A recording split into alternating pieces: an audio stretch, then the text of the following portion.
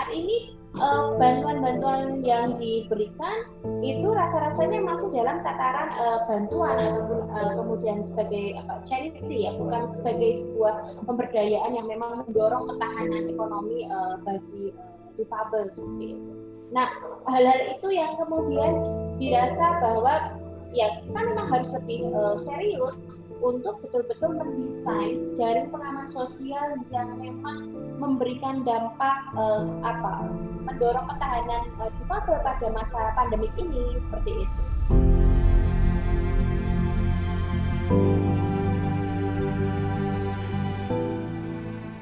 Karena pemerintah ya bisa bantunya ya terbatas juga kan. Maksudnya ya kalau kita cuman ngandelin dari pemerintah, dari komunitas atau dari orang-orang sekitar ya segitu aja gitu loh. Tapi ya diri kita sendiri yang sebetulnya nggak terbatas kan otaknya, pemikirannya gitu loh. Ya kita ulik aja lah. Kalau suruh di rumah aja itu sulit. Orang punya pas-pasan gimana? Hari ini nyari, besoknya habis, nyari lagi gitu.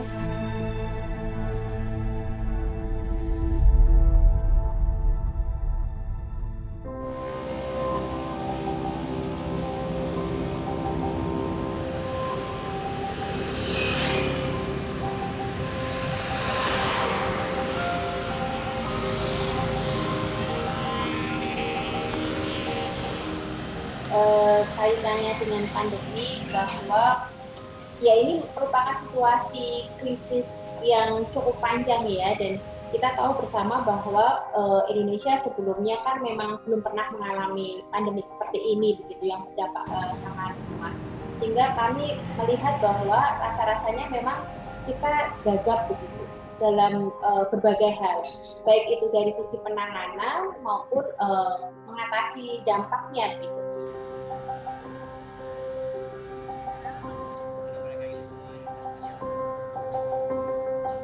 Kami juga mencatat bahwa teman-teman difabel ini ada yang tidak mendapatkan bantuan sosial begitu, karena mereka tidak tercantum di dalam data.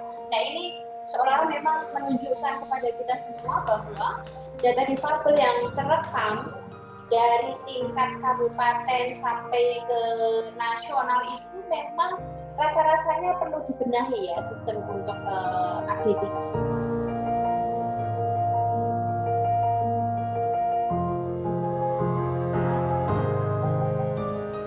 Dalam situasi tidak pandemik saja, teman-teman difabel itu sudah mengalami kesulitan yang luar biasa gitu ya, yang dimana kalau saya boleh membagi kesulitan mereka itu disebabkan karena 3 hal. Saat itu soal tingginya stigma difabel di masyarakat terhadap kapasitas yang dimiliki difabel, jadi ada pandangan bahwa difabel itu tidak memiliki kapasitas apapun seperti itu. Lalu yang kedua, mereka teman-teman difabel itu juga mengalami hambatan ketika mereka harus mengakses layanan dasar yang disebabkan karena ya akomodasi yang memadai itu masih minim sekali. Dan yang ketiga, bahwa kebijakan yang saat ini ada itu masih banyak yang belum berpihak terhadap pemenuhan hak difabel.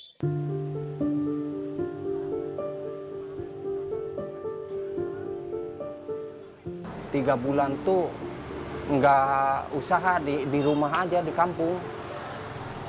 Di rumah, di kampung terus istri mah kan masih mending, istri saya masih bisa bantu saya gitu. Jualan di pasar, jualan ini nasi uduk. Dulu saya pernah ceritakan jualan nasi uduk. Kalau nggak dibantu istri mah tahu saya. Dagang biasanya dapat 700. Ini separohnya Mas. Padahal dagangan sedikit saya. Bawa lontong 20 biji masih banyak tuh. Nggak pernah habis buat besok. Bisa. Kalau lontong masih bisa buat besok. Saya mah dari nol, belum pernah di sini mah. Alhamdulillah.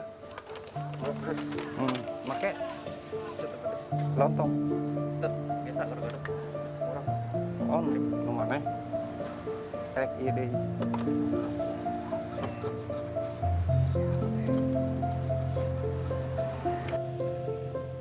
Saat pandemi ini susah, benar-benar susah. Apa? Mau nyari kerjaan susah, dagang juga pembelinya nggak ada, sepi mas. Ya semenjak COVID inilah saya kan pedagang di kaki lima daerah Tomang Tinggi. Saya jualan berupa gado-gado, ketoprak, redok. Saya semenjak COVID nyampe sekarang masih berlanjut. Susah bener, sepi dagangnya. Kasih abang bejakin. Mau mas, gado-gado pakai nasi lontong. pakai nasi deh. Nasi Nasi setengahnya. di langkat. Yang saya alami nyampe sekarang semenjak COVID, saya nggak dapat dana bantuan dari pemerintah berupa listrik apa gitu yang udah sekarang ini apa sekarang turun dari pemerintah. Saya nggak dapat dana bantuan apa-apa. Kalau saya di Jakarta memang saya nggak didata. Tapi apa gunanya saya tercantum KTP saya di RT ya? Kan saya udah tahu Pak RT bahwa saya beginilah stabilitas kaki palsu gitu, pengguna kaki palsu. Terus di kampung, saya kan di Pemalang, tinggalnya di Pemalang Moga. Di sana juga saya kedata, cuman saya nggak dapat bantuan yang cairan apa beras gitu yang dapat tuh corona lagi COVID kayak gini, beras apa berupa uang lah gitu mas.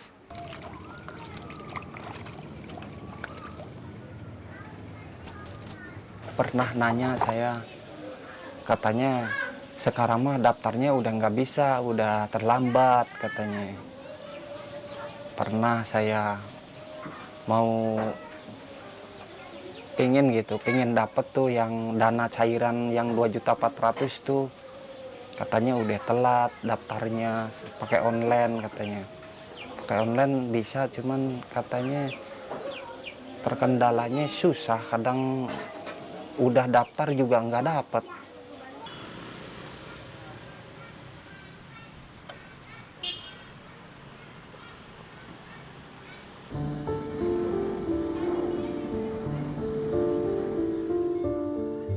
Kalau kita merujuk soal ini ya, apa pengertian kesejahteraan sosial terlebih dahulu lah ya. Kesejahteraan sosial itu kan adalah kondisi terpenuhinya kebutuhan difabel, baik itu dari sisi spiritual, sosial, gitu, material, sehingga difabel mampu untuk mengembangkan diri dan bisa melaksanakan fungsi sosialnya, baik dalam situasi bencana ataupun tidak bencana.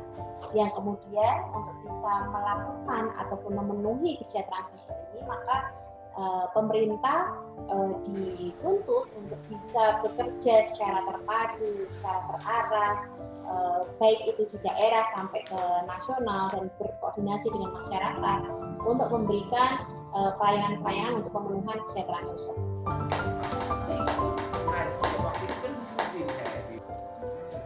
Kaitannya dengan situasi itu, maka kan sebetulnya kan difabel seharusnya ini ya masuk begitu di dalam jangkauan ini, begitu, jangkauan program-program jaring pengaman sosial. Gitu.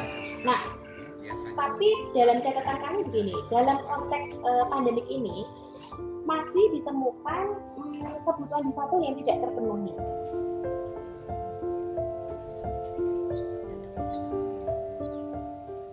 Dalam catatan kami, ada sebuah provinsi yang memang kami melakukan intervensi, pendampingan gitu ya.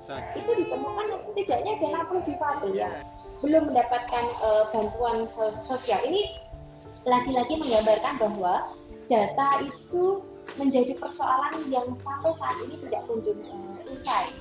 Masih terjadi exclusion error, inclusion error, bahkan ketika situasi pandemik ini terjadi, hal itu juga kemudian menjadi penyebab kenapa kemudian teman-teman difabel tidak mendapatkan bantuan sosial. Seolah-olah difabel ini memang menjadi populasi yang tersembunyi begitu. Istilah soal difabel itu dikenal begitu, tapi secara data itu belum bisa ditunjukkan keakuratannya.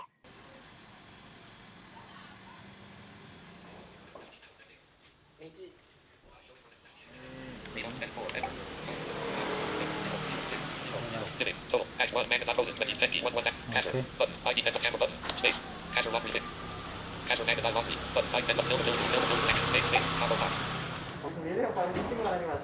Antara program-program yang sementara apa yang pemberdayaan ini? Ya pemberdayaan sih, karena kalau yang sementara ya cukup buat saat itu aja sebetulnya gitu. Kalau saya pribadi sih lebih senangnya ke pemberdayaan jangka panjang, karena ya hidup juga bukan sekarang doang kan.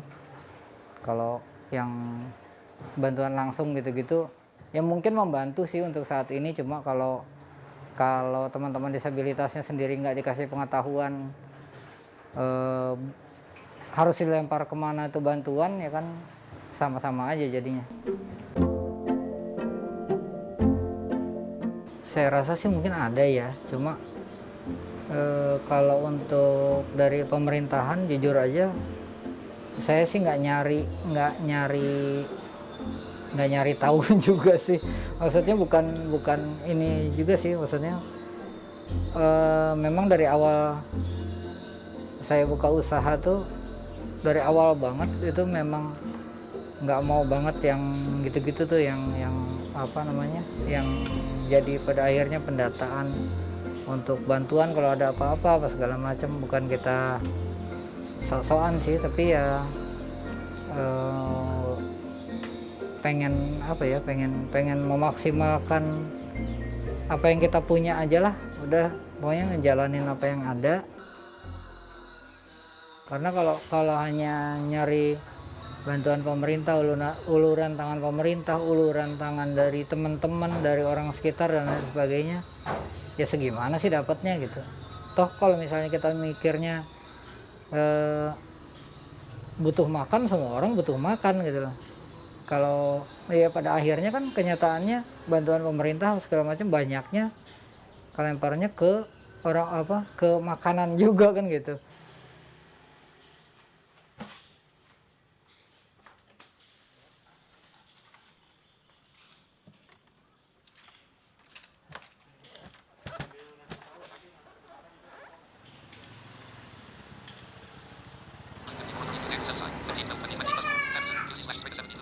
Kalau saya sih ngerasainnya begitu. Mungkin ada dari beberapa saya sempat ikut webinar ini itu apa segala macam, tapi ya hanya gitu aja sih, maksudnya ya kalau ngomong formalitas nggak enak juga ya maksudnya ya cuman begitu aja gitu ya. Pada akhirnya kan teman-teman ya pribadinya masing-masing kan mau maju apa enggak kan gitu.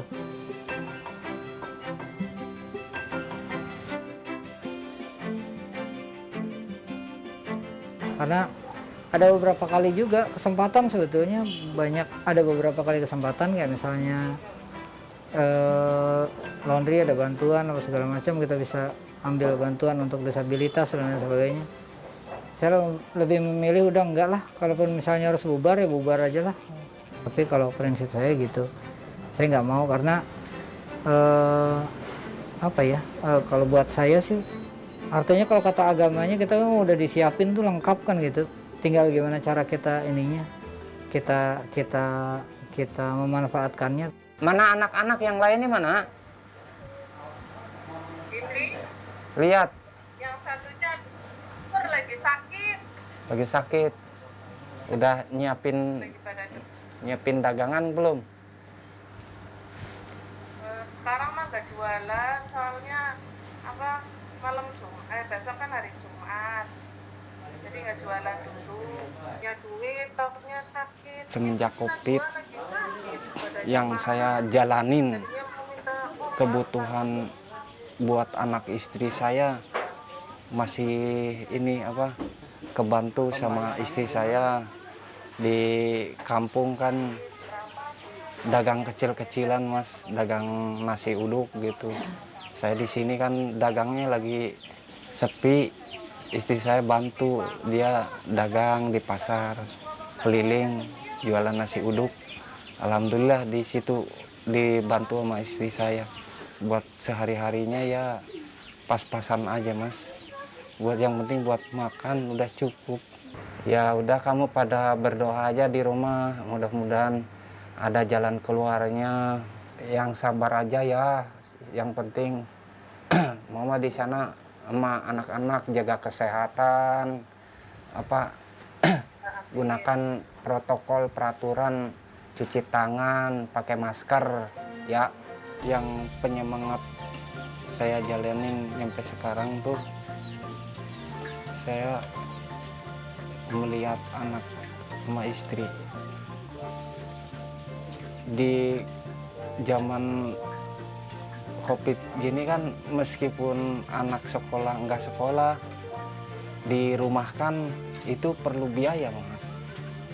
Jadi saya bukan tambah malas lagi keadaan COVID kayak gini, malah saya semangat terus Mas. Kalau nggak semangat ya saya buat sehari-harinya dari mana Mas?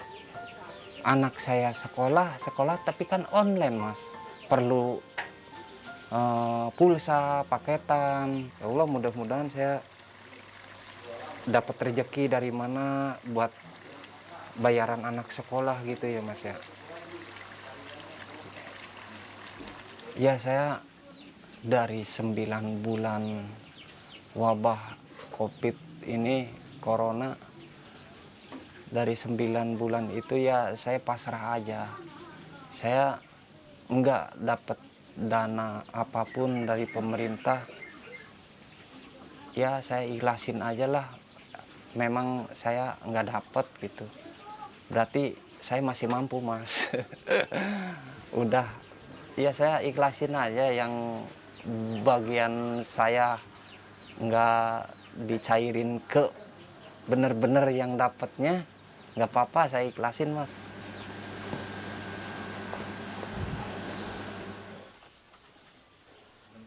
Semenjak dari COVID ini nyampe 9 bulan kan belum normal gitu ya. Takutnya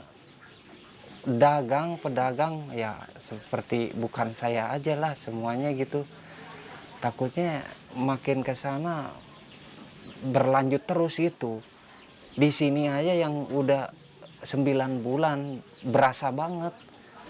Kalau diperpanjang lagi nggak habis-habis gimana tuh saya. Selamat pagi. Hari ini kita masih belajar tentang yang kemarin Ketika ya. kita mengatakan bahwa dalam situasi pandemik ini difabel itu memiliki kerentanan yang sangat kompleks gitu, karena situasi sebelum pandemik juga sudah membuat mereka itu termarginalkan, terdiskriminasi. Tapi kemudian jangan sampai dalam situasi pandemik ini justru membuat teman-teman difabel itu bergantung pada bantuan-bantuan sosial. Tapi yang lebih penting itu adalah mendesain bagaimana program-program perlindungan sosial itu juga ada unsur pemberdayaan, terutama secara ekonomi ya, untuk kemandirian teman-teman difabel. Teman-teman difabel ini kan memiliki kapasitas ya. Mereka memiliki kapasitas sesuai dengan ragam difabelnya, sesuai dengan kondisi yang ada begitu. Kenapa tidak program-program perlindungan sosial, program-program pemberdayaan sosial itu didesain sesuai dengan kapasitas yang mereka miliki. tidak kemudian selalu menempatkan difabel itu berdasarkan perspektif yang dimiliki oleh kita. Perlu ada perubahan paradigma, perubahan pemahaman terkait dengan kebutuhan khusus difabel, karena difabel ini sangat memiliki ragam difabelnya ini sangat banyak, jadi tidak bisa disamaratakan. Nah, ini perubahan paradigma itu diperlukan untuk bisa melandasi adanya desain untuk program-program jaring pengaman sosial.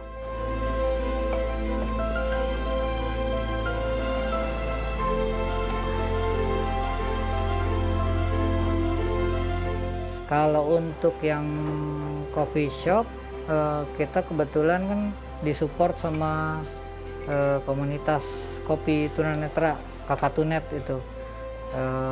Itu yang juga mengadakan pelatihan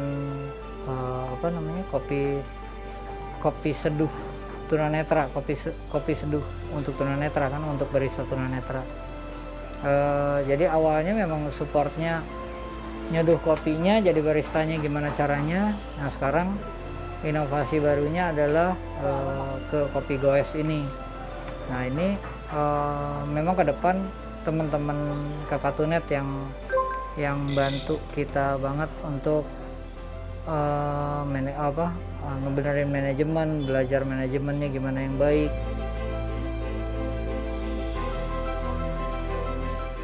Meskipun kondisi saat ini lagi COVID kayak gini, tapi saya harus berjuang buat anak-anak saya, keluarga saya, istri saya. Ya, semangatlah, jangan sampai kita malas gitu. Itu di masa COVID gini jangan sampai malas, terutama lah kita harus usaha, jangan mengharapkan bantuan.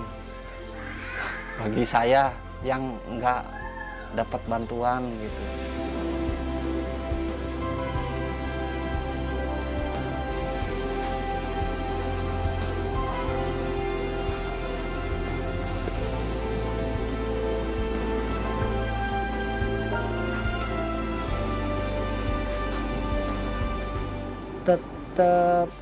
Tetap berinovasi aja sih, tetap berinovasi. Terus kalau khususnya untuk teman-teman tunanetra, ya udah nggak zamannya lagi kita mikirin stigma negatif dari orang-orang sekitar.